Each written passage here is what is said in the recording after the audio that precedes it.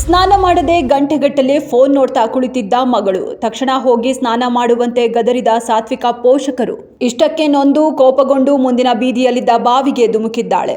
ಜೀವ ಭಯದಿಂದ ಕಿರುಚಾಡಿದ್ದು ಅಕ್ಕಪಕ್ಕದವರು ನೆರವಿಗೆ ಬಂದಿದ್ದಾರೆ. ಬಾವಿಯಿಂದ ಹೊರತಂದ ಪೊಲೀಸರು, ಅಗ್ನಿಶಾಮಕ ಸಿಬ್ಬಂದಿ.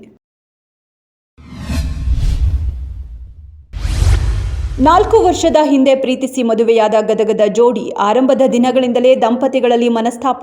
ತವರು ಮನೆ ಸೇರಿದ್ದ ಕವಿತಾ 15 ದಿನ ಹಿಂದಷ್ಟೇ ಬಂದಿದ್ಲು. ಮತ್ತೆ ಶುರುವಾದ ಗಲಾಟೆಯಲ್ಲಿ ವಿಶ್ವನಾಥ್ ಕೊನೆಯುಸಿರು. ಮಲಗಿದ್ದ ಪತಿಗೆ ಕಬ್ಬಿಣದ ಸಲಾಕೆಯಿಂದ ಹೊಡೆದು ಕೊಲೆ.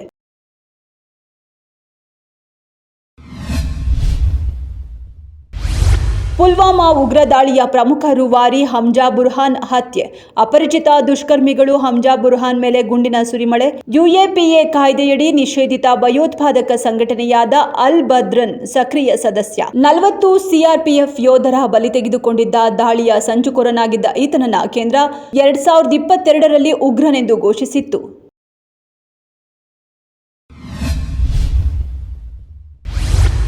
ನೀಟ್ ಪರೀಕ್ಷೆ ಅಕ್ರಮ ಖಂಡಿಸಿ ಫ್ರೀಡಂ ಪಾರ್ಕ್ನಲ್ಲಿ ಯುವ ಕಾಂಗ್ರೆಸ್ ನಡೆಸಿದ ಪ್ರತಿಭಟನೆ. ಸಿಇಟಿ ಮಾದರಿಯನ್ನ ಕೇಂದ್ರ ಸರ್ಕಾರ ನೀಟ್ ಪರೀಕ್ಷೆಗೆ ಅಳವಡಿಸಿಕೊಳ್ಳಬೇಕು ಎಂದಿರೋ ಸಿಎಂ. ಬಿಜೆಪಿ ಸರ್ಕಾರದಲ್ಲಿ ಅವ್ಯಾಹತವಾಗಿ ಪ್ರಶ್ನೆ ಪತ್ರಿಕೆ ಸೋರಿಕೆ ಆಗುತ್ತಿದೆ. ಜವಾಬ್ದಾರಿ ಹೊರಬೇಕಾದವರು ಮೋದಿ ಎಂದು ಕಿಡಿಕಾರಿದ್ರು. ಇನ್ಮೇಲಾದ್ರೂ ನೀಟ್ ಬದಲು ಮೆಡಿಕಲ್ಗೆ ರಾಜ್ಯಗಳ ಸಿಇಟಿಯನ್ನೇ ಅನುಮತಿ ಕೊಡ್ಲಿ ಎಂದ ಸಿಎಂ ಸಿದ್ದರಾಮಯ್ಯ.